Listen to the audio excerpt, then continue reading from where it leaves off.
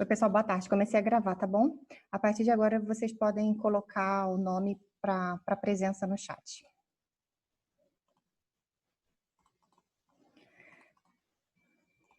Pessoal, boa tarde. Qualquer coisa, qualquer dúvida, vocês podem ir me interrompendo, tá? Se quiserem perguntar alguma coisa. Hoje a gente vai falar um pouquinho de patologia cardiovascular. E começando pela patologia vascular, que tem bastante informação relacionada às alterações morfológicas. Isso acaba contribuindo para vocês quando tiverem nas demais disciplinas, deixa eu botar isso, nas demais disciplinas, para vocês entenderem o que acontece, na doença e por que as coisas se manifestam de determinada maneira. Ih, gente, peraí que eu estou apertando.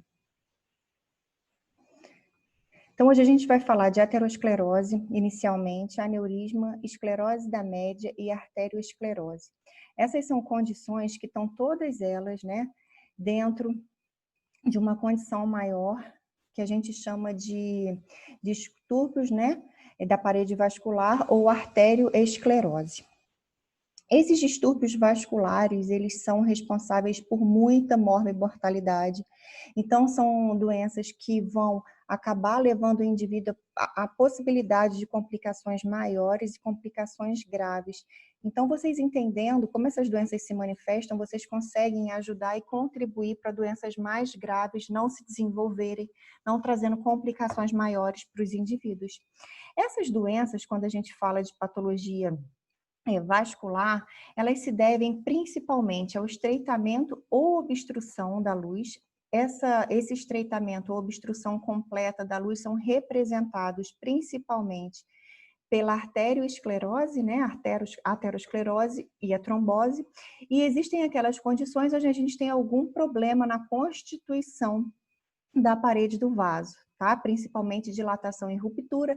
Essas situações de alteração na parede vascular, elas podem ser secundárias às condições que levam ao estreitamento e à obstrução da luz. Então, podem estar vindo associadas ou não.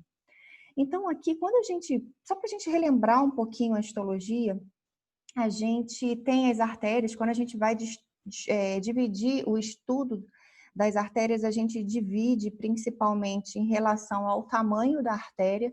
Então, essas artérias, elas podem ser classificadas em artérias de grande, médio e pequeno calibres. Essas artérias, então, a gente já imagina que as artérias de grande calibre são aquelas artérias que são relacionadas a condições onde eu tenho maior pressão dentro do lúmen vascular. Quais são essas artérias? Aorta subclávia, carótidas, ilíacas, pulmonar. As artérias de médio calibre que ficam numa condição intermediária, como por exemplo as coronárias e as renais, e as artérias de pequeno calibre que vão seguindo os trajetos quando elas encontram, né, mais a periferia e os órgãos. Essa divisão em relação ao tamanho, ela também acontece em relação à constituição histológica da parede desses vasos. Então, a gente imagina, isso aqui é muito fácil de entender, as artérias elásticas, que são as artérias de grande calibre, como elas vão estar trabalhando com um fluxo aumentado, a gente precisa imaginar que elas precisam ter uma túnica média bastante desenvolvida. Então, essa túnica média, que é a camada muscular do vaso, ela está bastante desenvolvida. Enquanto nas arteríolas e nas artérias menores, a gente vê que essas células são mais espaçadas, a gente tem uma celularidade menor na camada média desses vasos. Quando a gente vai ver a histologia desses vasos, a gente tem a túnica íntima, que está aqui marcada com essa setinha, a túnica média, que é essa camada onde eu tenho essas células, né? Células musculares da parede do vaso, e a túnica adventícia, que é essa última camada do vaso, e aqui eu consigo ver esses vasinhos. O sangue que passa dentro da luz do vaso, o sangue que passa aqui dentro, que tem contato com a túnica íntima, não é o sangue responsável pela nutrição da parede desse vaso.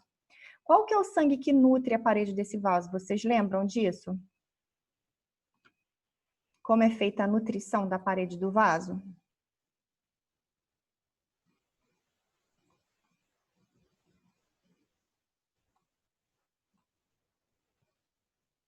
Alguém lembra como é feito? Pelo vaso-vasório, exatamente, que são esses vasinhos pequenininhos que ficam aqui nessa túnica adventícia, junto com tecido conjuntivo, junto com uma pequena quantidade de tecido gorduroso. E esses vasos aqui, que estão nessa parte mais externa, são os vasos responsáveis pela nutrição da parede do vaso. Então, aqui é só mais uma vez para estar mostrando esquematicamente, né, nesse desenho, as camadas do vaso, túnica íntima, túnica média e a túnica adventícia. A gente tem, então, passando dentro desse vaso, células, as células sanguíneas e constituindo a parede do vaso, células endoteliais, células musculares lisas e a matriz extracelular. Sendo que essa matriz extracelular é constituída por elastina, colágeno e proteoglicanos. A primeira condição que a gente vai estar vendo hoje é a arteriosclerose ou arteriosclerose. Arteriosclerose é um termo genérico, tá? Para as doenças que vão determinar rigidez ou endurecimento na parede desses vasos, tá? Existem três padrões principais dessa doença vascular, que é a arteriosclerose. Então, esses padrões, essa diferenciação é feita principalmente de acordo com o tamanho do vaso que está sendo acometido. A aterosclerose, sendo aquela doença que vai comprometer vasos de grande e médio calibres, a esclerose da média e a arteriolosclerose, que são as artérias pequenas. Então, dentro de arteriosclerose, a gente tem três condições principais que são morfologicamente distintas. A primeira doença que a gente vai estar vendo hoje é a aterosclerose. Essa doença é uma doença bastante comum e ela é responsável por estar desencadeando e dando a possibilidade para o desenvolvimento de outras doenças. É uma doença que vai acometer artérias de grande e médio calibres. Nessa condição, vai existir um fator predisponente que vai levar a uma lesão dessas células endoteliais, que são as células que estão fazendo contato com a luz do vaso. Essa lesão nessas células endoteliais vai levar a um acúmulo desse material gorduroso nesse tecido nesse espaço subendotelial. Aqui a gente vai, deixa eu pegar a caneta, aqui a gente vai ver que vai começar a ter um acúmulo de moléculas, né, adiposas embaixo dessa camada. Ou seja, vai existir uma condição predisponente para que essas moléculas amareladas, para essas moléculas de colesterol atravessarem através, né, da túnica íntima desses vasos e começarem a se depositar. Essa condição, né, onde eu tenho essa lesão na camada íntima do vaso, relacionada ao acúmulo de colesterol, é chamada de ateroma, placa ateromatosa, placa aterosclerótica ou estria ou lesão fibrogordurosa. Esse material gorduroso que está acumulado nessa camada do vaso vai poder fazer uma protrusão para a luz, então isso vai diminuir o lúmen, né, desse vaso, vai estreitar o trajeto desse vaso e ela também vai, ao mesmo tempo, estar comprometendo a força da camada que está embaixo, que é a camada média desse vaso. Então, eu vou ter os dois tipos de consequência desse acúmulo, tá? Essa doença, a aterosclerose, é mais incidente em homens acima de 30 anos. E quais são esses lipídios que vão estar atravessando por essas células? São colesterol e ésteres de colesterol. Quando a gente fala de doença aterosclerótica, vocês vão estudar isso muito mais a fundo na disciplina de cardiologia, existem aqueles fatores de risco que a gente consegue modificar. Existem aqueles que são potencialmente controláveis e existem alguns menores incertos que a gente não sabe até que ponto tem relação e se consegue ou não controlar. Então, fatores que a gente não modifica, sexo, história familiar, a idade, hiperlipidemia, hipertensão, tabagismos e diabetes, são condições que a gente consegue controlar e consegue deixar o paciente numa zona de risco muito menor se conseguir estar controlando esses fatores.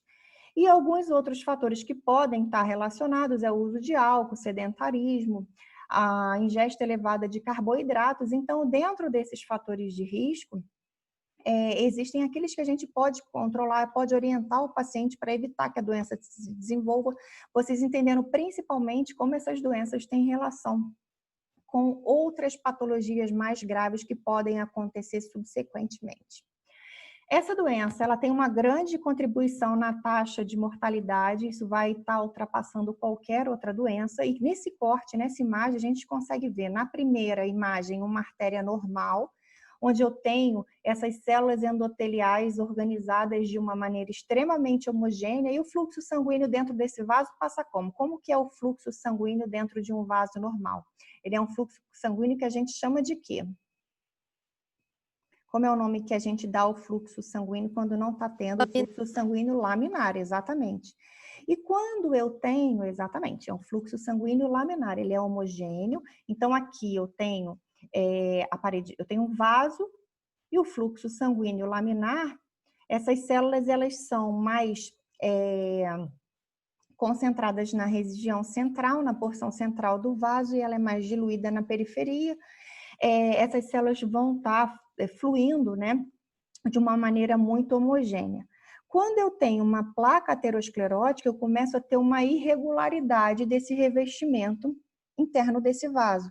Essas placas, elas podem, né, estar fazendo uma protrusão, dependendo da quantidade. O que começa a acontecer depois que eu tenho a lesão endotelial e eu começo a acumular esse material lipídico, elas vão fazer uma protrusão. Então, o vaso, que era desta maneira inicial, começa a ficar irregular.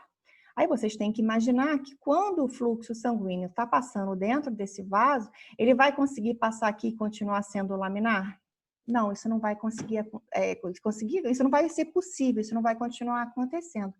Então, nessas áreas onde eu tenho essa protrusão, eu começo a ter a possibilidade de ter um turbilhonamento do fluxo sanguíneo. E essas moléculas, essas células que estão aqui dentro, começam a ter um contato muito maior com o revestimento endotelial desse vaso. Então, aqui eu tenho, na primeira imagem, um vaso saudável, onde eu tenho um revestimento endotelial íntegro. E aqui eu tenho essas moléculas de gordura, esse acúmulo de material lipídico na parede desse vaso. O nome dessa doença é aterosclerose, é a doença onde eu acumulo material lipídico que começa a acontecer por uma predisposição, algum fator genético. Eu tenho uma lesão no interior desse vaso, eu tenho um acúmulo desse material, eu tenho a possibilidade que entre essas células endoteliais que estão revestindo a luz do vaso, alguma coisa que acontece nesse mecanismo, porque essas células elas ficam organizadas lado a lado, formando uma barreira. Quando eu tenho alguma alteração nessa barreira, eu permito que essas moléculas de gordura atravessem por entre as células endoteliais e elas se depositem nessa parte de baixo do endotélio, nessa camada subendotelial, nessa porção subendotelial. Essas moléculas de gordura vão atravessar. E quem são as células que vão atravessar ao mesmo tempo por entre essas células endoteliais para tentar fazer a fagocitose dessas moléculas de gordura? Quais são as células que são responsáveis por estar fazendo a fagocitose? Como é o nome dessas células que vêm e vão tentar fagocitar essas moléculas de gordura? São os macrófagos, exatamente. Então, ao mesmo tempo que essa molécula de gordura atravessa, o macrófago também atravessa. E o que vai acontecer? Esse macrófago atravessou, que é uma célula inflamatória, e esse macrófago vem e fagocita, ele come essa molécula de gordura. Então, eu começo a ter o macrófago com gordura no citoplasma dele, porque ele está exercendo a função de fagocitose. Ao mesmo tempo, outras células inflamatórias vão aparecer aqui, porque tem um processo inflamatório associado. Essas células musculares lisas, que estão aqui embaixo, essas células aqui, elas começam a ficar mais fortes aqui para tentar revestir essa área que está entre, né, o endotélio e essa parte onde eu tenho esse acúmulo de macrófagos com citoplasma espumoso, com citoplasma gorduroso. Essas células aqui vão proliferar e elas vão se organizar de maneira a tentar isolar essa área onde teve esse processo, onde teve essa travessia dessas células, dessas moléculas de gordura. Então, essas células musculares, elas vão vir e vão se arranjar aqui em cima, na parte subendotelial. Para quê? Para tentar isolar esse processo. Aqui eu vou ter alguma proliferação de fibroblasto também, que são células responsáveis por dar um tônus, por dar uma cicatrização, e vão tentar englobar, isolar esse processo. Do momento que eu tenho isso aqui constituído, eu tenho o desenvolvimento de uma placa aterosclerótica.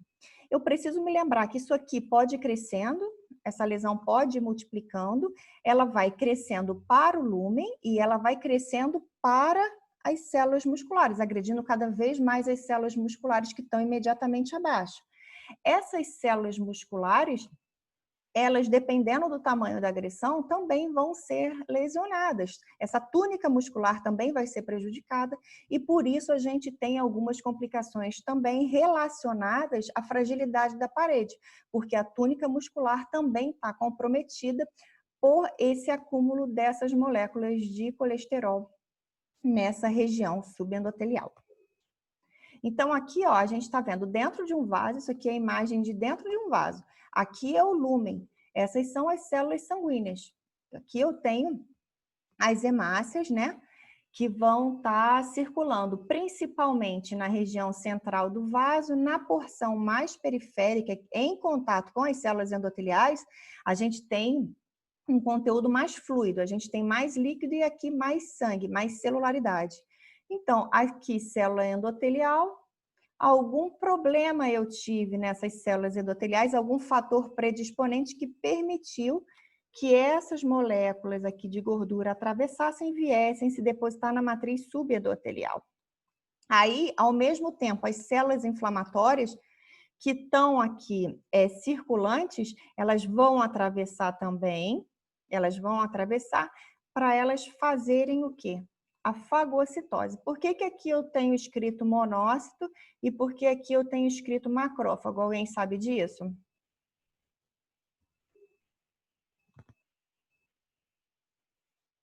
Alguém lembra? O monócito, ele tá no sangue e ele só vira macrófago quando ele vai pro tecido, né? Exatamente. O monócito é a célula com função fagocítica que está circulante e o macrófago é essa mesma célula quando está fixada no tecido. Exatamente isso. Então, o macrófago ele vai fagocitar essa molécula de gordura. Aqui eu vou ter uma quantidade de moléculas de gordura soltas, moléculas de gordura no citoplasma do macrófago. Vou ter monócitos atravessando e virando macrófagos. Quando começarem a fazer a fagocitose, vou ter restos celulares. Vou ter liberação de citocinas inflamatórias, vou ter células sofrendo apoptose, vou ter outras células inflamatórias aqui também, liberação de mediadores. Então, vou ter um processo inflamatório na matriz subendotelial e começo a ter a proliferação das células musculares lisas embaixo. Depois, essas células vêm e circundam. A primeira lesão, a lesão inicial da aterosclerose, é chamada estria gordurosa. Aqui vocês vão conseguir ver umas áreas amareladas, umas linhas amareladas na luz desse vaso. Isso aqui é o endotélio. Então, vocês vão imaginar que a gente tem um canudinho e cortou esse canudinho e abriu e fixou. Aqui eu estou vendo o revestimento endotelial e essas partes amareladas são áreas de acúmulo de material lipídico. Essa lesão inicial, que chama estria gordurosa, pode ser vista em crianças até 10 anos de idade e em alguns adolescentes em alguns locais específicos. Essas estrias gordurosas, quando acontecem em algum outro momento, são chamadas de lesões iniciais da aterosclerose. É quando eu começo a ter o material, a molécula de gordura atravessando por entre essas células endoteliais. A estria gordurosa, ela pode virar uma placa aterosclerótica ou não. Existem as lesões iniciais que não progridem por ter uma modificação do estilo de vida, por ter o uso de alguma medicação, enfim, ela não pode não propagar e virar uma doença aterosclerótica e ela ser uma estria gordurosa e ela até regredir, tá? Mas saber que nem todas as vezes que você encontra estria gordurosa, isso está sendo representado por uma lesão patológica. Aqui, então, a gente está vendo a luz do vaso e umas áreas mais amareladas na luz do vaso. Se falassem que é uma criança, o vaso de uma criança, de um adolescente, você não vai pensar numa condição patológica. Isso pode ser visto e pode desaparecer e não necessariamente está evoluindo por uma doença aterosclerótica. Como que eu vejo a histologia dessa lesão? Como é que eu vou estar vendo a estria gordurosa na microscopia? Eu vou estar vendo a estria gordurosa através de quê? De macrófagos com citoplasmas espumosos. Como é que a gente vê um citoplasma espumoso? Quando a gente vê moléculas de gordura na histologia, a gente sabe que elas dissolvem com o processo de preparo dessa lâmina. Então, quando a gente vê o material lipídico, vocês devem lembrar isso da histologia, esse material ele dissolve e o citoplasma dessas células fica claro. Tá? A molécula, a imagem da gordura depois do processamento é uma imagem branca, porque a gordura ela dissolve. O citoplasma dessas células que estão fagocitando os macrófagos, as moléculas de gordura, é um citoplasma que fica claro, é um citoplasma que fica branco. Em algumas áreas desse citoplasma, a gente consegue ver esse aspecto rendilhado, uns tracinhos fininhos. Tá? Mas a maioria desse citoplasma ele fica claro, ele fica branco. Por quê? Porque o que estava constituindo esse citoplasma eram moléculas de gordura que saíram da lâmina, né? Que se dissolvem no processamento histológico. Esses macrófagos que estão fagocitando, que estão localizados embaixo do endotélio, e aqui eu tenho revestimento pelas células endoteliais, são chamados de macrófagos espumosos ou macrófagos xantomizados, vocês podem usar, ou xantomatosos, ou células espumosas, né? Macrófagos espumosos, células espumosas, macrófagos xantomizados, xantomatosos, isso é tudo sinônimo, isso significa que são macrófagos fagocitando gordura. Quando a gente aproxima, né, como é que estão essas células com citoplasma espumoso? E citoplasma espumoso significa que é um citoplasma claro, ele fica branquinho em algumas áreas, fica com uma tonalidade rosa bem clarinha. E quando essa lesão propaga, eu vou ter o desenvolvimento da placa aterosclerótica. A placa aterosclerótica, macroscopicamente, dá ao vaso esse aspecto irregular com essas áreas nodulares, né, mais elevadas, ao lado de áreas onde eu vou ter essa depressão no revestimento interno desse vaso. A placa aterosclerótica, ela vai dar uma lesão que é focalmente elevada e ao longo da evolução dessa doença eu vou ter porções do vaso com áreas mais elevadas e porções com áreas mais deprimidas, pelo processo inflamatório que está instalado ali.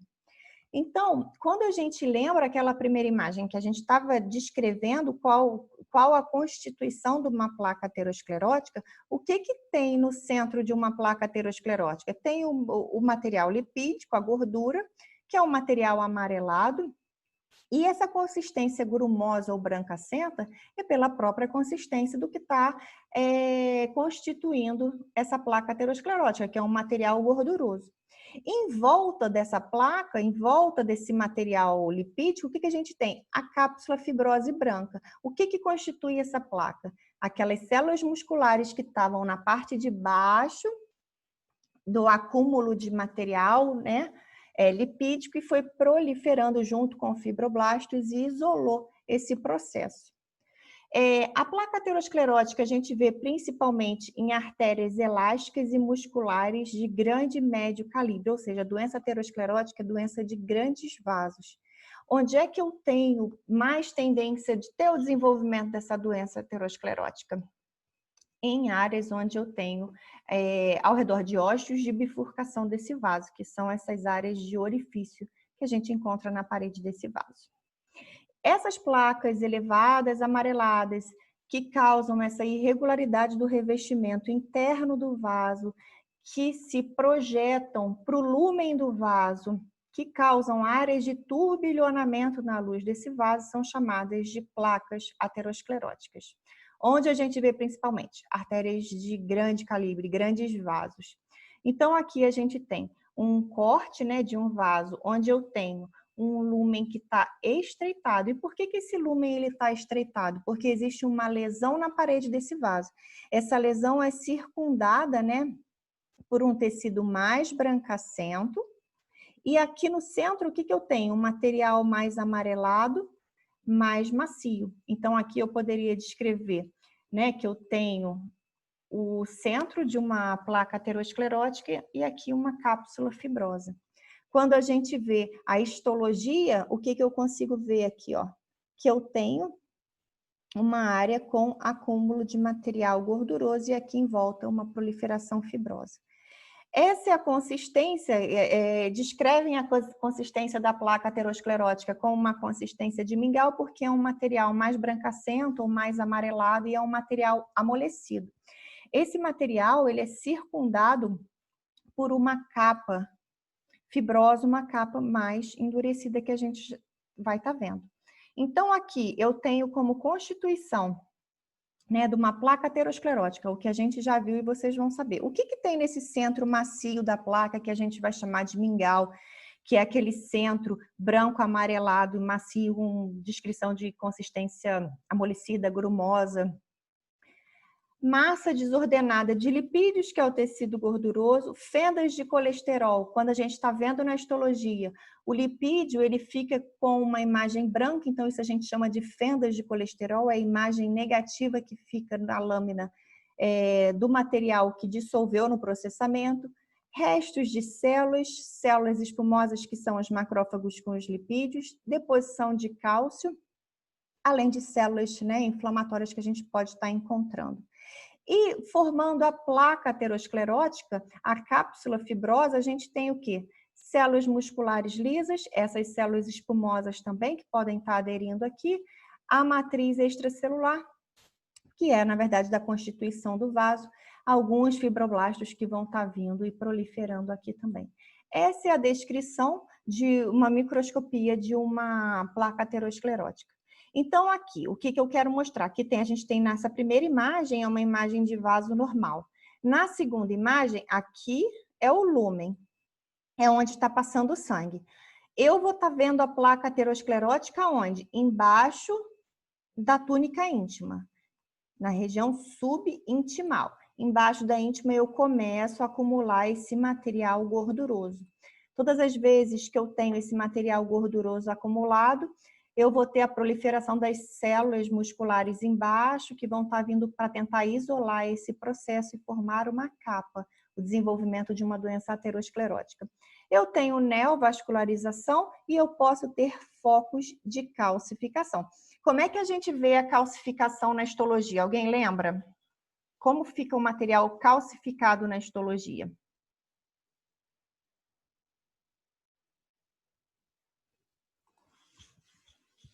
Alguém lembra como fica o cálcio na micro?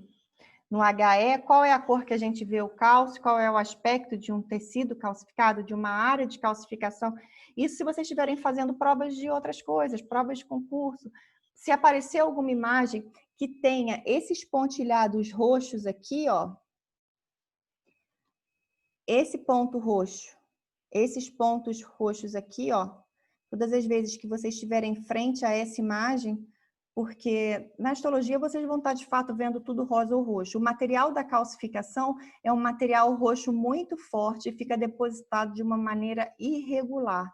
Fica espalhado na maioria das vezes e aqui na doença aterosclerótica a gente pode encontrar bastante. Essas áreas de calcificação, vocês vão estar vendo como esses depósitos desse material roxo bem forte. E nos exames de imagem, raio-x e tomografia, vocês conseguem identificar essas calcificações também, elas vão aparecer. Então, você tem como fazer uma comparação dessas lesões. A aterosclerose pode ter complicações, tá? Pode ter complicações graves. Quando eu tenho essa placa que está fazendo uma protrusão para a luz do vaso, e eu tenho fluxo sanguíneo que está passando num vaso de grande calibre, né? com uma força, né, com uma pressão bastante grande, que são as pressões dentro desses vasos, eu posso ter alguma lesão na superfície dessa placa aterosclerótica. E o que acontece quando eu tenho uma lesão dessa superfície da placa aterosclerótica? Eu vou expor substâncias trombogênicas. Então, o que eu vou estar recrutando para o local dessa placa aterosclerótica? Eu vou estar recrutando plaquetas, eu vou estar chamando plaquetas e fibrina para esse local, e eu estar formando um trombo naquela área, para tentar prevenir um sangramento muito grande desse lugar onde eu tive a lesão dessas células endoteliais. E quando eu formo esses trombos, eu começo a ter o risco do deslocamento desse trombo para uma outra área ou da obstrução completa da luz desse vaso por esse trombo. Então, são complicações bastante graves. E quando eu tenho a lesão, a fragilidade dessa túnica muscular que está embaixo dessa área com a doença aterosclerótica, eu tenho a possibilidade de desenvolver lesões devido a essa fragilidade da parede. Então, aqui, uma possibilidade que a gente tem é o desenvolvimento de dilatação aneurismática ou de aneurismas. O que a gente está vendo nessa primeira imagem aqui? A gente está vendo um vaso que está aberto e eu tenho essas áreas aqui elevadas, que formam essas lesões endurecidas. Por que a gente tem a ideia de uma consistência endurecida? Porque o que está revestindo superficialmente a placa é célula muscular lisa e fibroblasto. O centro da placa é mais macio, mas aqui em cima a gente tem uma consistência mais endurecida. Então, a gente tem essas placas amareladas fazendo protrusão para a luz do vaso e nessas áreas que eu tenho essa coloração mais vinhosa, mais acastanhada, o que pode ter acontecido aqui? Que aqui eu tenho uma imagem de uma doença aterosclerótica bastante avançada. Quando eu tenho uma lesão superficial na superfície dessa placa, que está revestida pelas células endoteliais, eu vou estar expondo essas substâncias trombogênicas e eu posso ter o desenvolvimento de um trombo nesse local. Então, eu posso ter as complicações relacionadas a esse trombo. Todas as vezes que eu tenho sangramento, né, que eu perco células endoteliais que estão revestindo a superfície dessa placa, eu tenho a possibilidade de formar uma lesão que eu vou chamar de ulceração ou erosão. Erosão e ulceração a gente vai diferenciar um termo do outro, que é relacionado à profundidade da lesão. Mas se eu tenho só o deslocamento da primeira camada, que é essa camada endotelial, eu já posso dizer que eu tenho uma lesão erosada nesse endotélio. Aqui nessa segunda imagem, a gente tem um vaso bastante lesionado pela doença aterosclerótica. Essas áreas vinhosas mais escuras são áreas onde eu tenho sangramento. E vocês conseguem ver que esse vaso ele é completamente irregular. Eu não tenho mais como ter num vaso, em nenhum desses dois vasos que a gente está vendo, a gente não tem mais condições de ter por ali a passagem de um fluxo laminar, porque o revestimento interno está completamente irregular. Eu tenho áreas onde o lúmen está mais estreito e eu tenho áreas onde o lúmen está maior. Então, isso vai me levar a um fluxo sanguíneo mais desorganizado. E nessa imagem, para vocês estarem vendo mais uma vez, a área de calcificação na parede desse vaso. Lembrando que a calcificação vai vir concomitantemente ao endurecimento da parede desse vaso. Então, é uma área onde esse vaso tem algum tipo de lesão, porque a complacência, a elasticidade da parede fica prejudicada pela deposição desse material, que a gente vai chamar de cálcio, né? Que é esse material que dá essa imagem, na verdade, corada pela hematoxilina de uma maneira bem forte, e é uma imagem que fica irregular, porque todas as vezes que a navalha passa para formar para fazer essa lâmina, o cálcio, como tem aquela consistência pétrea, então ele vai ficar com aquele aspecto de rasgado, de picotado, tá? Aqui a gente tem as artérias, as carótidas, né? Carótida comum, e a gente vê que na parte interna, no revestimento interno desse vaso, a gente tem áreas de protrusão em coloração mais amarelada, dando uma irregularidade do revestimento interno desse vaso. Então, a gente tem doença aterosclerótica. Aqui eu vejo um vaso preservado nessa porção. Aqui eu já tenho uma área de dilatação do lúmen, onde a parede fica mais fina, e essa área aqui diz lesão com formação de úlcera, com formação de sangramento.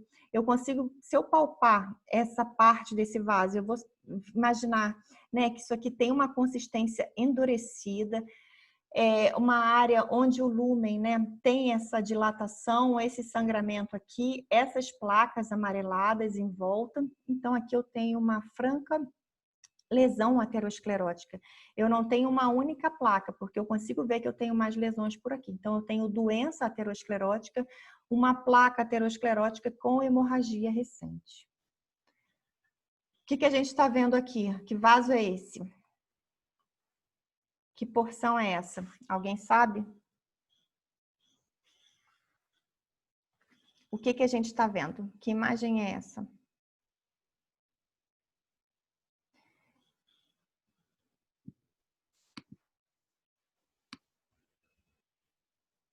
Hein? É a aorta. E o que a gente tem aqui? Bifurcação, né? Ilíacas. E o que a gente está vendo no interior desse vaso? A gente está vendo esse acúmulo desse material avermelhado com essa consistência macia. Que material é esse? Que lesão é essa que a gente está vendo no interior desse vaso? O que forma? Aqui eu tenho a parede do vaso, aqui a parede do vaso. E a gente está vendo esse material aqui. O que é isso dentro desse vaso? Isso aqui é um trombo, tá? Exatamente, isso aqui é um trombo. Aqui eu tenho um trombo dentro desse vaso, esse trombo está ocluindo a luz desse vaso. O trombo ele é formado por fibrina, por hemácias. Vocês já devem ter visto isso na aula de distúrbio hemodinâmico. E por que eu tive a formação desse trombo? Uma série de motivos pode levar. Um dos fatores predisponentes para o desenvolvimento de um trombo é eu ter uma doença aterosclerótica com uma lesão nessa célula endotelial, que faz parte da superfície, né, da placa, e, na verdade, ali está fazendo o recrutamento de eu vou liberar substâncias trombogênicas e vou estar fazendo o recrutamento de plaquetas e de fibrina. O que eu vejo mais nessa imagem que me chama a atenção? Olha aqui como eu consigo identificar nessa porção doença aterosclerótica. Eu tenho essas áreas irregulares onde eu tenho esse depósito de material amarelado. Então, se eu estivesse descrevendo essa peça, esse caso, eu poderia pensar que era um paciente com doença aterosclerótica avançada, uma doença aterosclerótica grave, provavelmente teve a ruptura, o rompimento, uma lesão nesse endotélio, nessa parte de cima dessa placa aterosclerótica. Essa área, né, liberou substâncias trombogênicas, plaqueta e fibrina e houve a formação de um trombo. É uma possibilidade para o desenvolvimento dessa doença e para a gente ter essa peça em mãos. É uma das possibilidades, tá? Aqui, então, mais uma vez, tive a lesão, essa célula endotelial. Como eu tive a lesão nessa célula endotelial, liberei substâncias trombogênicas e aqui eu vou estar formando o trombo. Aqui embaixo eu tenho a placa aterosclerótica e aqui em cima a formação do trombo, tá? Quando o trombo está formado, eu tenho ele geralmente, né, em cima da onde foi a lesão principal, mas ele pode ir se propagando. Então, a gente começa a ter aí riscos que são inerentes à formação do trombo devido a uma doença inicial chamada aterosclerose. O trombo, ele vai estar ocupando parte da luz do vaso ou toda a luz do vaso. Ele é formado principalmente por hemácias, fibrina, plaqueta e células inflamatórias.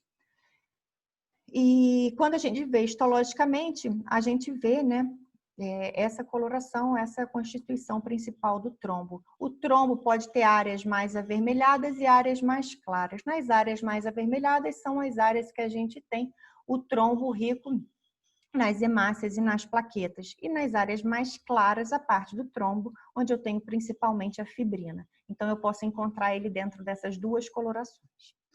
Então, falando mais uma vez de aterosclerose, eu posso ter uma placa estável, essa placa pode não me trazer nenhum tipo de complicações numa fase inicial da doença, Posso até conseguir reverter uma parte disso. Se eu começo a ter o acúmulo desse material lipídico por alguma predisposição nessas minhas células endoteliais, por algum fator de risco que eu tenho, me permita a passagem dessas moléculas de gordura, eu primeiro formo as estrias, né? As estrias gordurosas, elas microscopicamente são representadas por aqueles macrófagos com citoplasma espumoso. Nem todas as estrias gordurosas vão virar placas de aterosclerose bem desenvolvidas e graves. Elas podem estabilizar e elas podem até regredir.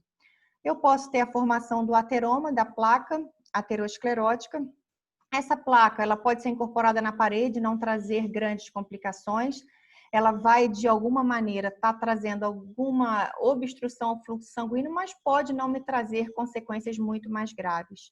Ou eu posso ter uma placa que me traz consequências muito graves. Essa placa ela pode obstruir completamente a luz desse vaso, tá? E me levar a áreas de infarto, áreas de hemorragia, que são possíveis complicações da doença aterosclerótica. Quando a gente fala de doença aterosclerótica, eu posso pensar em outras doenças que vão estar associadas, por exemplo, o infarto agudo do miocárdio, hipertrofia ventricular, insuficiência cardíaca, AVC, insuficiência renal, doença vascular periférica, pode ser a causa de uma trombose venosa profunda, pode ser a causa de um tromboembolismo pulmonar.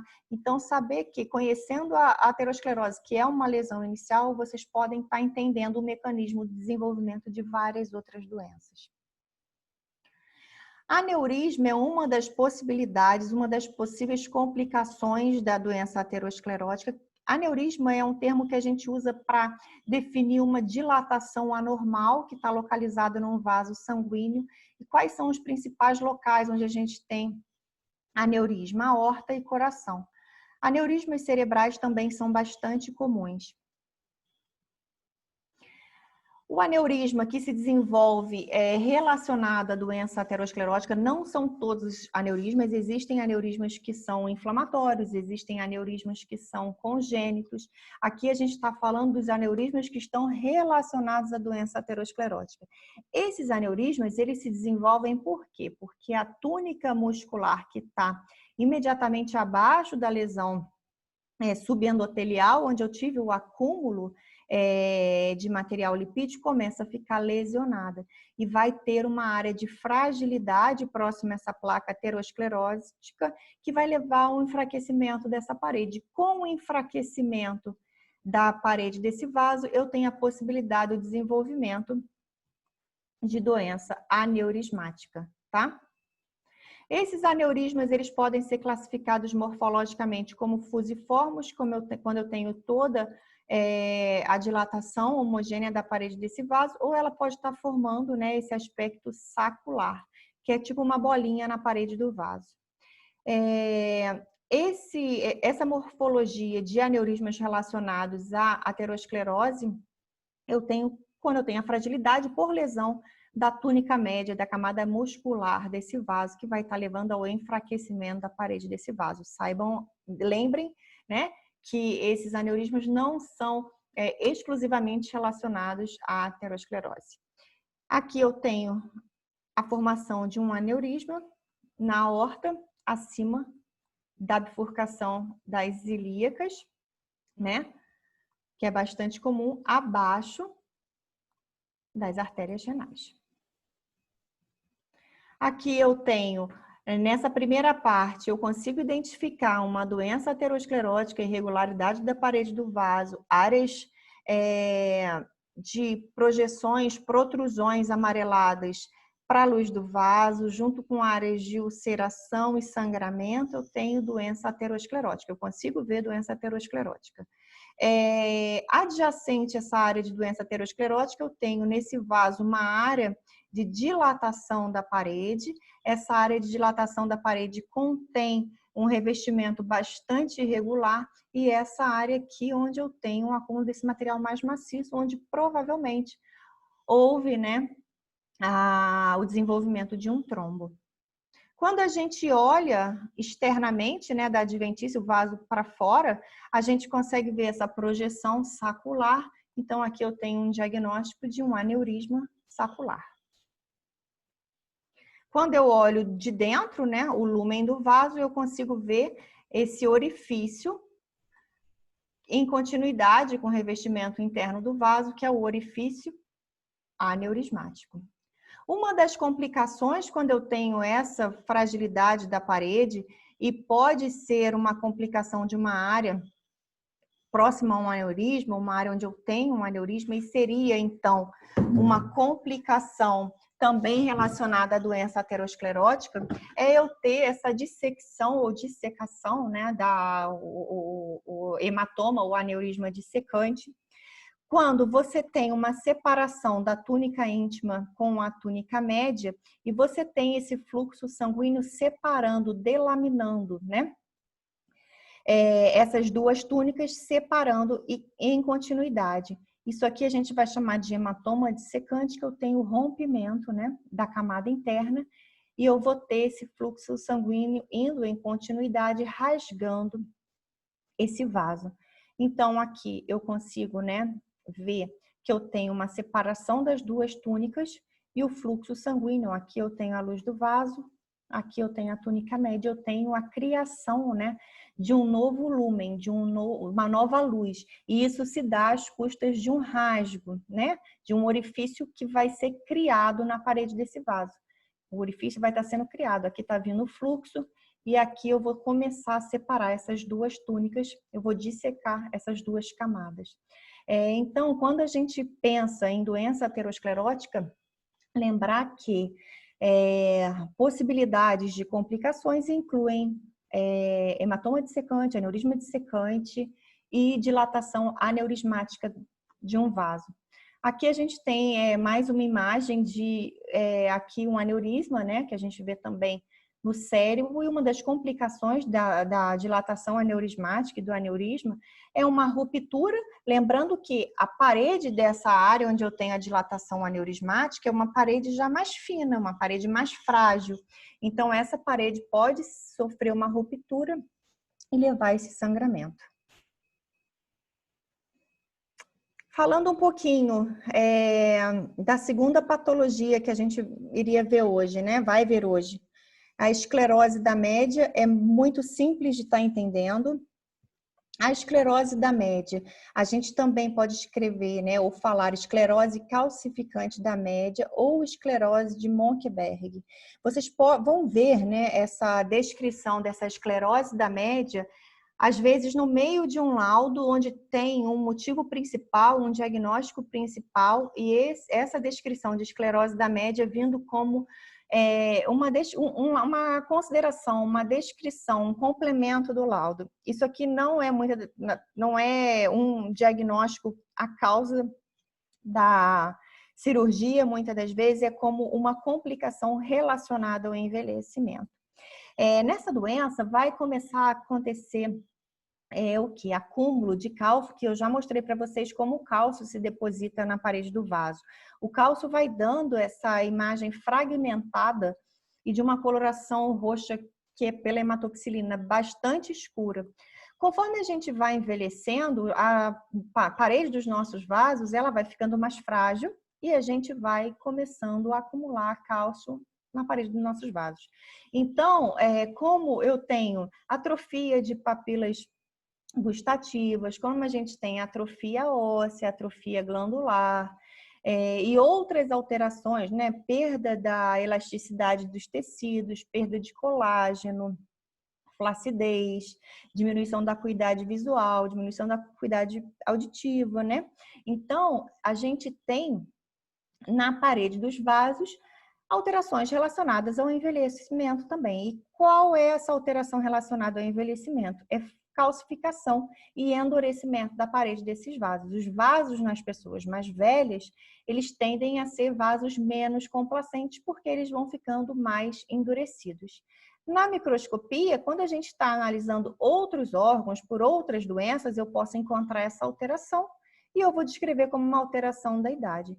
Focos de calcificação na camada média dos vasos, tá? Essas calcificações podem sofrer ossificação e lembrar, para vocês é importante saber disso, porque pode ser um achado e não a causa da doença, que pode ser um encontro, alterações relacionadas ao envelhecimento, que podem estar aparecendo, inclusive, no exame de imagem. Para finalizar, a parte de patologia vascular, existem as alterações que são relacionadas a lesões nas artérias de pequeno calibre, ou arteríolas. A essas alterações a gente vai chamar arterioloesclerose. São lesões, né, onde eu vou ter o endurecimento da parede das artérias de pequeno calibre ou arteríolas. Essas alterações relacionadas ao endurecimento, essa perda de complacência, são relacionadas à hipertensão arterial, e eu encontro duas variantes histológicas, arteriolosclerose hialina e arteriolosclerose hiperplásica. A arteriolosclerose hialina é uma alteração que está relacionada à hipertensão arterial benigna, onde eu tenho aquela sistólica abaixo de 200, é vista em idosos. Hipertensos e diabéticos são os principais alvos dessa alteração. O que vai acontecer na parede desse vaso? Eu vou começar a acumular esse material róseo ou hialino, tá? Esse material homogêneo que vai estar se depositando de uma maneira organizada. Esse material hialino é derivado de uma proteína plasmática que começa a atravessar e se depositar. Com a deposição desse material rosa e homogêneo na parede dessas arteríolas, eu começo a ter o endurecimento da parede dessa arteríola e eu começo a ter um estreitamento da luz desse vaso. Então, essa é uma complicação. Aqui a gente consegue ver, né, num outro corte, como é que a parede vai ficando mais espessa, porque a gente começa a depositar esse material hialino. A parede fica mais espessa e a luz do vaso ela fica mais delgada. A luz do vaso fica mais estreita. A arteriolosclerose hiperplásica é a alteração que é relacionada à hipertensão maligna, que são aquelas pressões, aqueles níveis pressóricos muito altos, acima de 200 na maioria das vezes. Esse paciente, ele pode ser aquele paciente que nunca tratou hipertensão e que tem níveis pressóricos muito elevados. Esse paciente, por não sentir nada, não procura tratamento. Então, ele fica assintomático, mas já podendo fazer essa lesão renal. Ou pode ser aquele paciente que está tomando medicação para pressão, mas não consegue abaixar, a medicação não está adequada, não está ajustada. Ou aquele paciente que está ajustado, mas em determinado momento descontrole, ele faz esses níveis pressóricos muito elevados. Nesses pacientes, o que vai começar a acontecer? Eu vou ter uma proliferação dessa parede vascular, só que nesse caso, na arteriolosclerose hiperplásica, a proliferação ela vai se dar dessa maneira aqui em feixes róseos, nesse aspecto concêntrico, que a gente vai chamar em aspecto de casca de cebola, tá? Essa proliferação também vai estar levando ao endurecimento da parede e ao estreitamento da luz do vaso. As complicações que podem vir junto com a arteriolosclerose hialina hiperplásica é eu ter uma estenose total dessa luz, e eu vou ter um posterior, né, um órgão, um tecido, um segmento posterior com baixa irrigação ou nenhuma irrigação, podendo levar a áreas de necrose desse segmento. E eu posso ter áreas de arteriolite necrosante, que é a necrose própria desse vaso. O vaso mesmo pode sofrer um processo de necrose. Então, aqui, quando a gente vê histologicamente, essas são duas alterações bastante distintas. Quando você tem esse rim lesionado, não significa que todo o rim vai estar lesado, né? Vai estar lesionado, toda a extensão do órgão. Eu posso ter partes do órgão lesionadas e partes sadias. A lesão ela é progressiva. Então, nesse primeiro momento, arteriolosclerose hialina, onde eu tenho a deposição desse material hialino róseo de uma maneira homogênea. E arteriolosclerose hiperplásica, onde eu tenho uma proliferação concêntrica de material proteico que vai dar ao vaso esse aspecto de casca de cebola. Ambas as alterações levam ao endurecimento da parede do vaso e à diminuição da luz. Agora, para vocês pensarem um pouquinho, Doença que afeta artérias de pequeno a médio porte. Ocorre o acúmulo de cálcio dentro das paredes das artérias, o que as torna endurecidas, rígidas, mas sem estreitamento. Esse distúrbio geralmente afeta homens e mulheres com mais de 50 anos. O termo que se aplica é qual para essa descrição?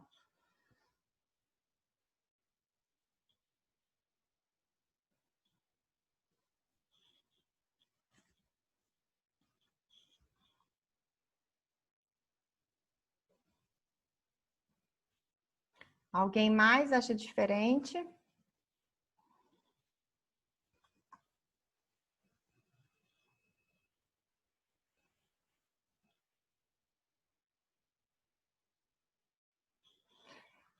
Meninas, então é isso aí, tá? É a letra D, é arteriosclerose, né? De Monckeberg, ou esclerose da média. São condições que são relacionadas, é uma alteração que é relacionada ao envelhecimento, onde eu tenho áreas de calcificação, focos de calcificação na parede, que vai levar ao endurecimento. E agora, para vocês fazerem essa daqui, vou dar 5 minutinhos, vou parar a gravação, que é o tempo de vocês estarem pensando nessa, tomar um café, tomar uma água rapidinho, quem quiser, e a gente está voltando.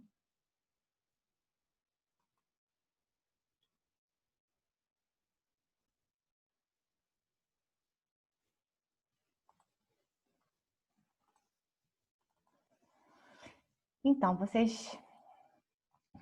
Vamos lá.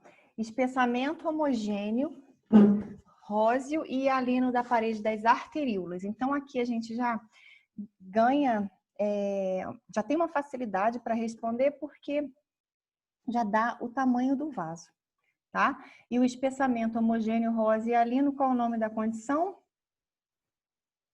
Arteríolo-esclerose hialina. Hialina, exatamente, Vanessa. Agora, quando eu tenho um espessamento com aspecto em casca de cebola, tá? Também é de arteríola.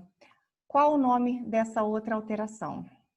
Arteríolo-esclerose hiperplásica, exatamente.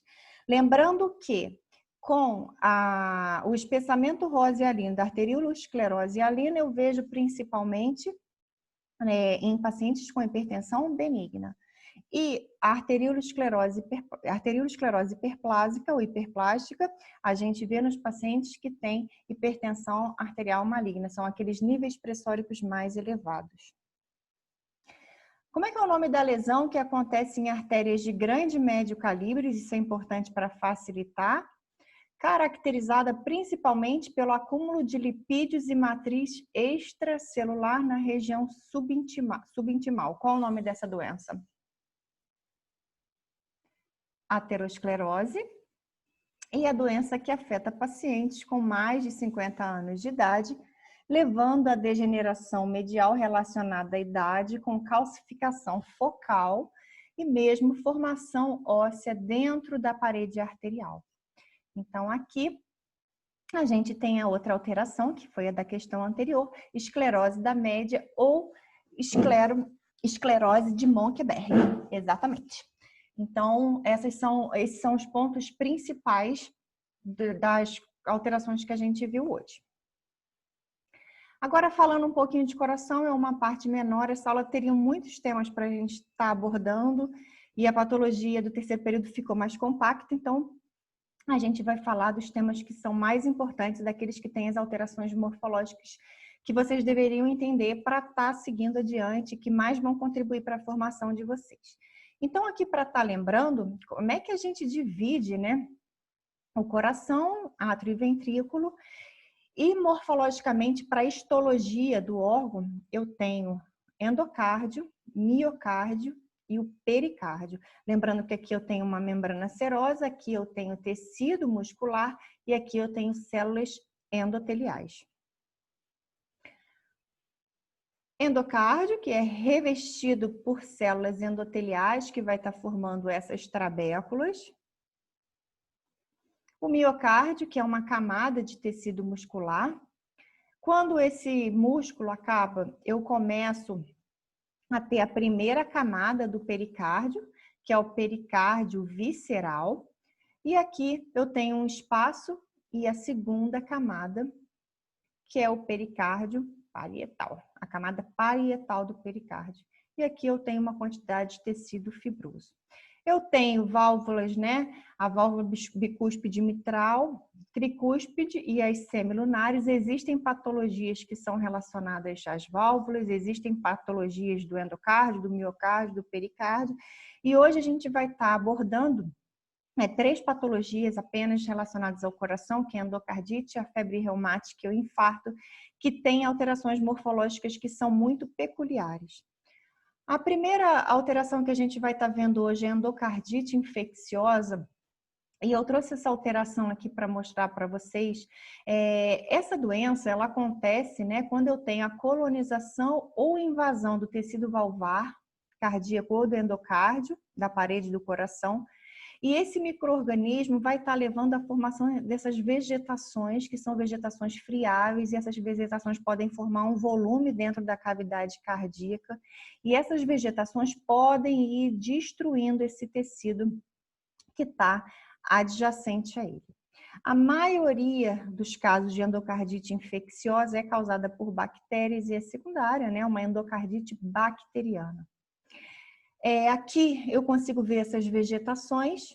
Essas vegetações elas vão ser formadas em cima desse folheto valvar ou desse endocárdio que está adjacente ao folheto. Vegetações são essas nodularidades que vão estar surgindo, tá? São protrusões, são pequenos nódulos. Esses nódulos eles podem, né, ir coalescendo e formando áreas maiores. E a essa alteração a gente vai chamar de vegetação da endocardite. O que eu vou encontrar na microscopia dessas lesões, dessas vegetações? Eu vou encontrar células inflamatórias, colônias bacterianas e fibrina. Então, eu vou pensar que a primeira coisa que eu tenho, o nome da doença endocardite infecciosa, a maioria das vezes vai acontecer por bactérias. Nessa doença, eu vou ter colônias bacterianas. Se eu tenho colônias bacterianas formando esse processo inflamatório, essas colônias elas vão se depositar aqui. Do momento que eu tenho essas colônias bacterianas, eu vou chamar células inflamatórias, então eu vou encontrar também, eu tenho um micro-organismo e as células inflamatórias vão aparecer. E eu vou ter fibrina também, que é uma proteína relacionada a esse processo inflamatório. O que eu estou vendo aqui? Musculatura cardíaca. E aqui eu vejo, né, o endocárdio e eu vejo essas formações vegetantes, essas vegetações que estão sobre o tecido valvar, essas vegetações aqui estão maiores do que as vegetações da imagem anterior. Macroscopicamente, endocardite ela aparece como vegetações, né, que são nodularidades, são projeções, são nodulações que vão ser presentes no endocárdio ou no tecido valvar. Microscopicamente, eu vou encontrar colônias bacterianas, fibrina e células inflamatórias. Aqui eu tenho nas cordoalhas, né, essas vegetações, aqui elas estão bem pequenininhas e elas vão formando esses aglomerados. Tá? Elas vão formando esses aglomerados na superfície valvar. Aqui mais uma vez. Uma grande complicação que a gente pode ter quando tem essas vegetações. Se eu tenho essas vegetações, a gente imagina, né? O fluxo sanguíneo ele continua fluindo através dessas válvulas e num determinado momento, se eu tiver uma lesão, né, na superfície de uma dessas vegetações, como bate o fluxo sanguíneo, se deslocar as células que estão constituindo, né, a superfície de uma vegetação dessa, eu vou ter sangramento.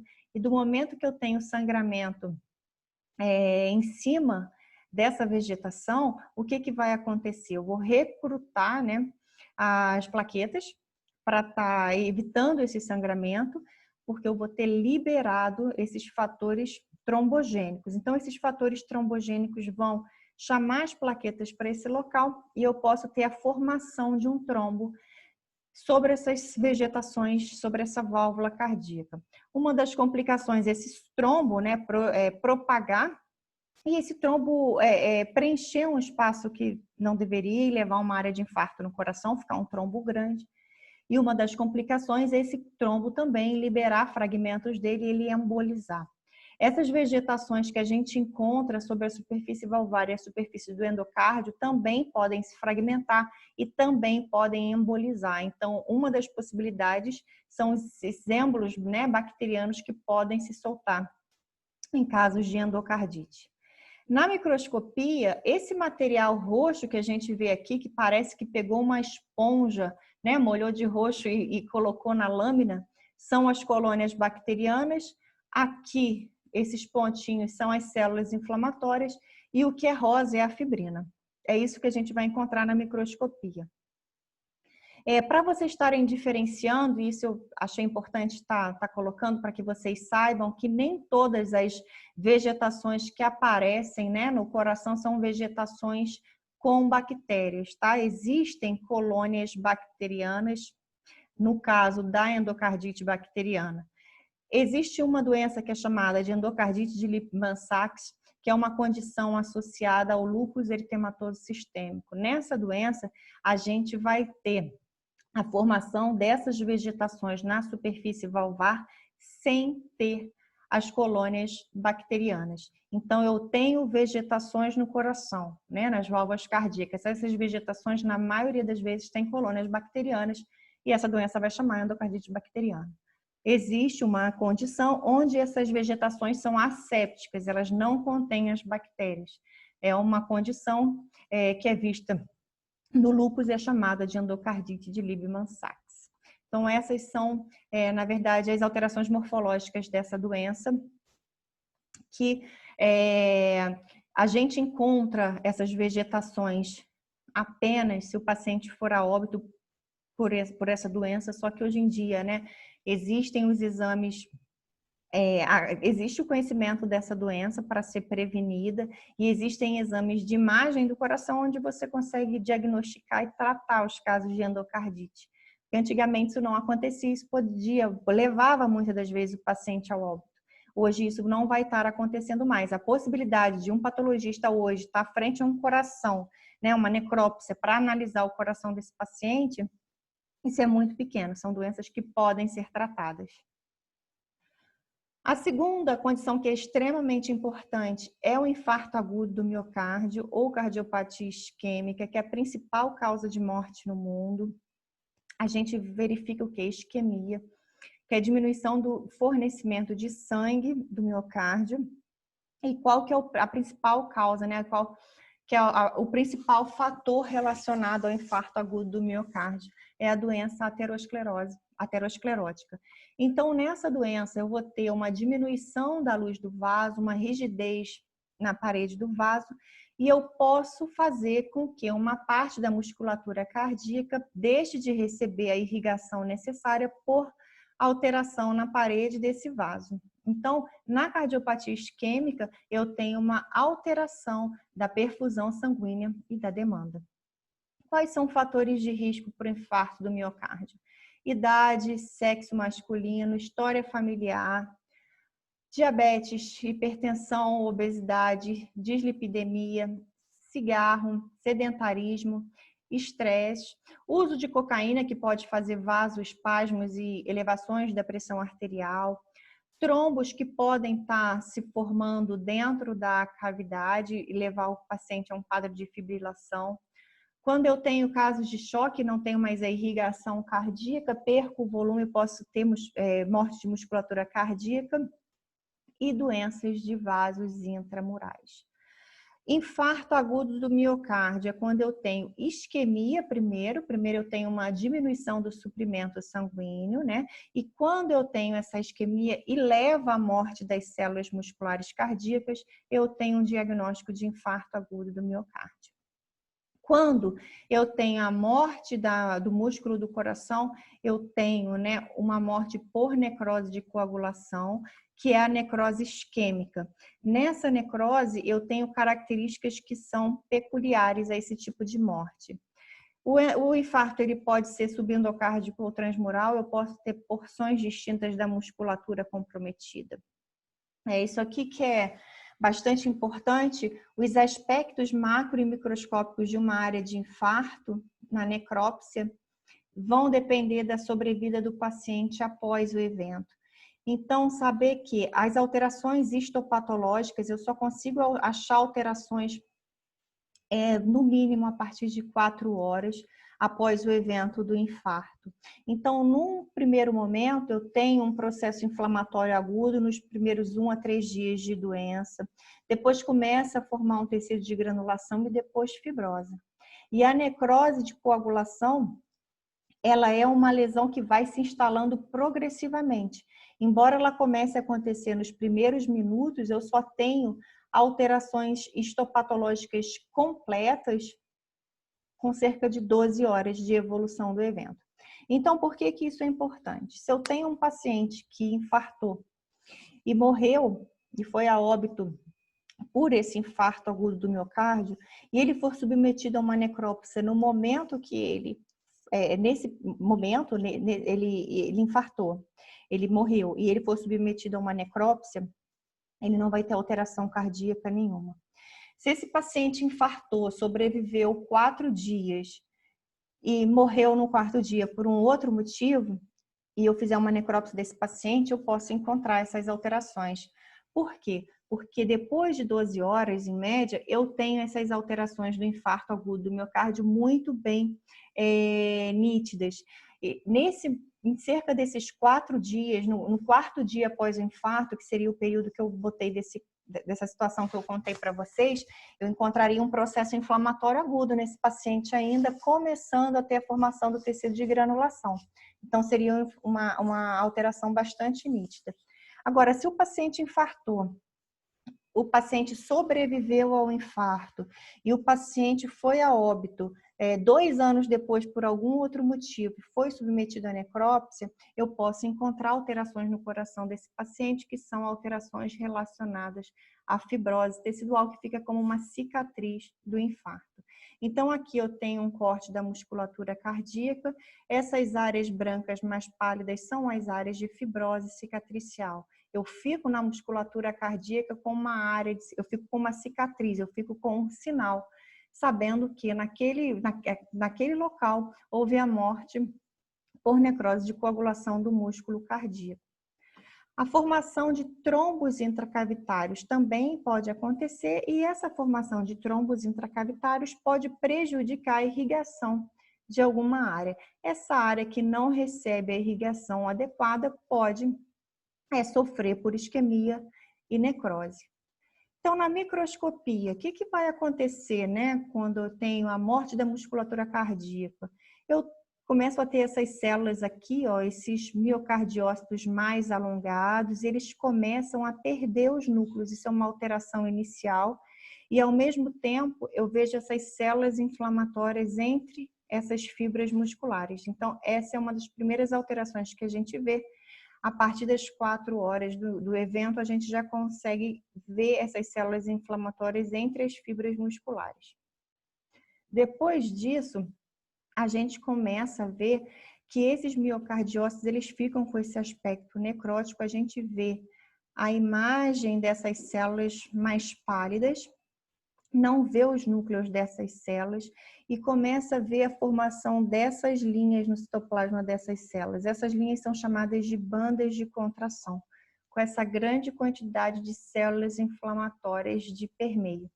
Então, aqui eu consigo ver que tem uma doença mais instalada. A característica da necrose isquêmica ou necrose de coagulação é a gente conseguir identificar o formato original das células, mas conseguir ver que elas estão com uma tonalidade diferente ou com pequenas diferenças.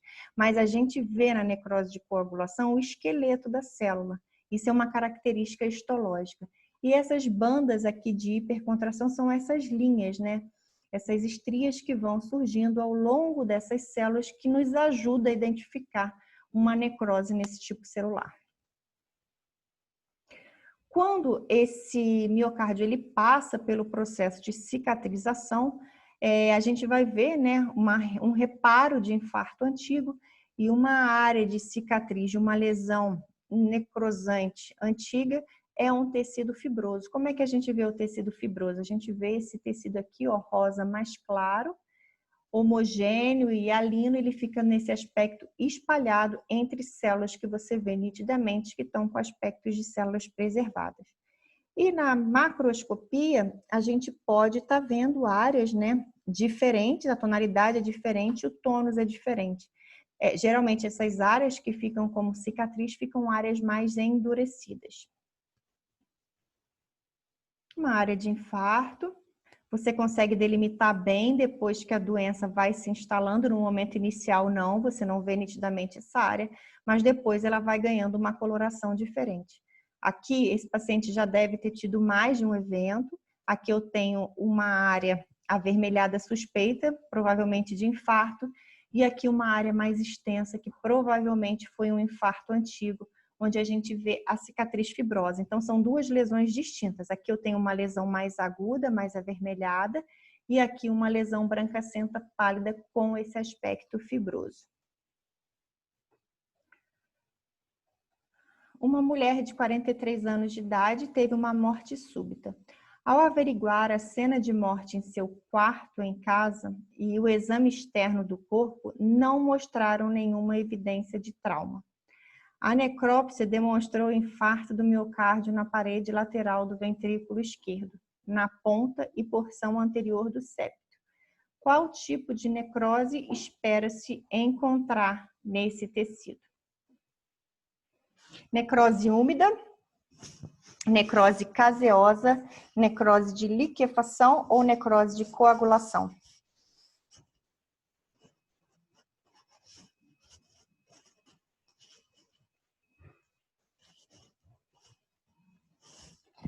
É isso aí, pessoal. Letra D, necrose de liquefação. Necrose de coagulação ou necrose isquêmica, são sinônimos, tá? Vocês podem usar ambos os termos. A necrose de coagulação ou isquêmica é aquela onde faltou nutrientes para aquela célula e elas começam a ter o apagamento, fica com aquele aspecto de célula fantasma. Necrose úmida é aqueles casos de gangrena que a gente vê em membro. Necrose caseosa é de qual doença? Vocês lembram?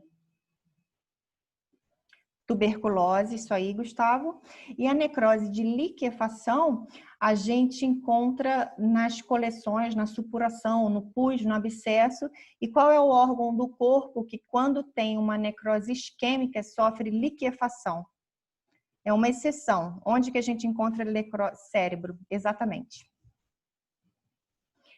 Para finalizar, miocardite reumática, que é o último tema que a gente... Isso aí, Laura, Gustavo, é o cérebro mesmo. A morte por isquemia no tecido cerebral é uma morte de liquefação, é uma exceção. Nos demais órgãos, a morte por isquemia, ela acontece por necrose de coagulação.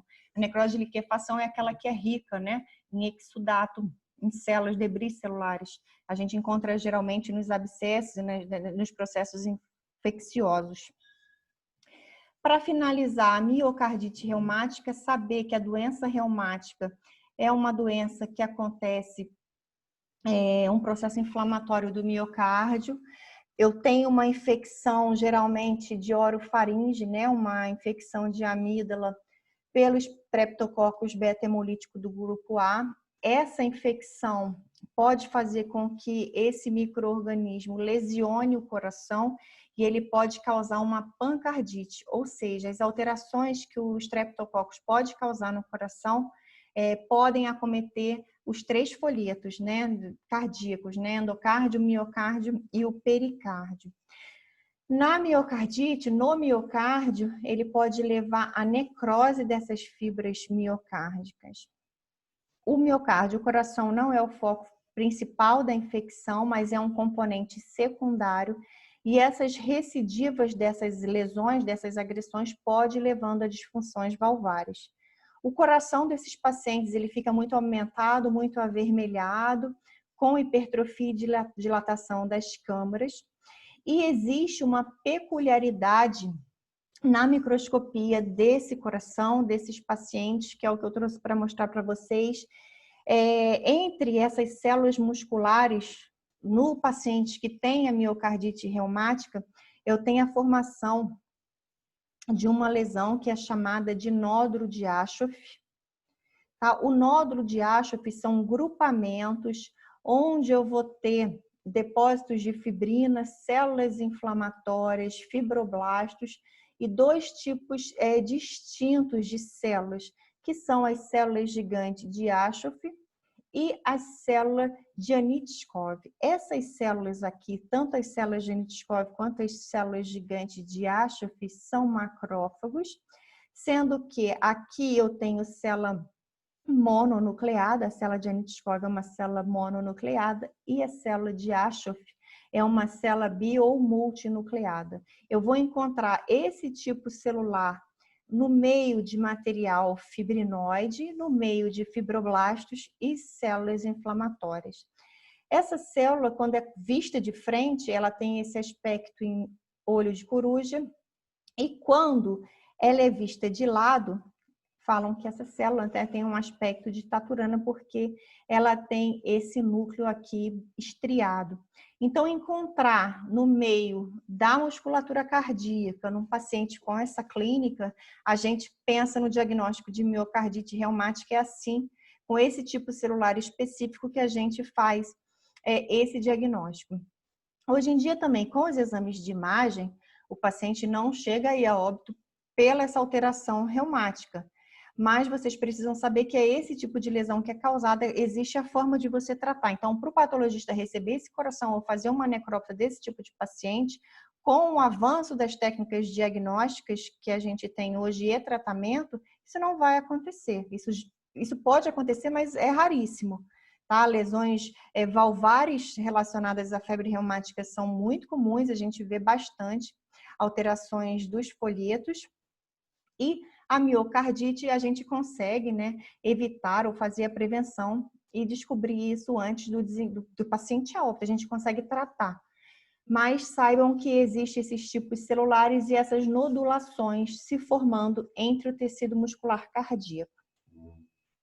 Então, para a gente finalizar, uma jovem de 17 anos de idade, após sofrer uma infecção leve, teve febre e dor torácica.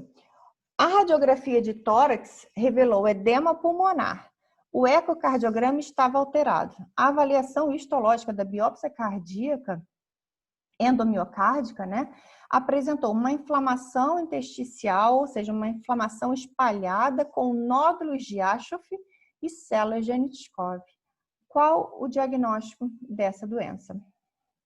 Então, aqui a gente tem a descrição, né, de um casinho de febre reumática e, embora os dados tenham sido inespecíficos, a descrição da microscopia era uma descrição característica da doença. Então, vocês podem encontrar isso assim, porque não tem nenhum outro achado que seja peculiar, além desses dois tipos, né, de células, as células gigantes de Aschoff ou as células de Anitkov, formando os nódulos de Aschoff. Então, são alterações peculiares dessa doença, só para que vocês saibam que ela existe, que quando aparecem é isso que faz o diagnóstico, isso que exclui outras condições que podem estar como suspeitas se a gente estiver falando a nível de microscopia. Tá bom, pessoal? Alguma pergunta? Alguém quer comentar alguma coisa? Alguém já viu alguma dessas condições? Alguém quer acrescentar alguma coisa?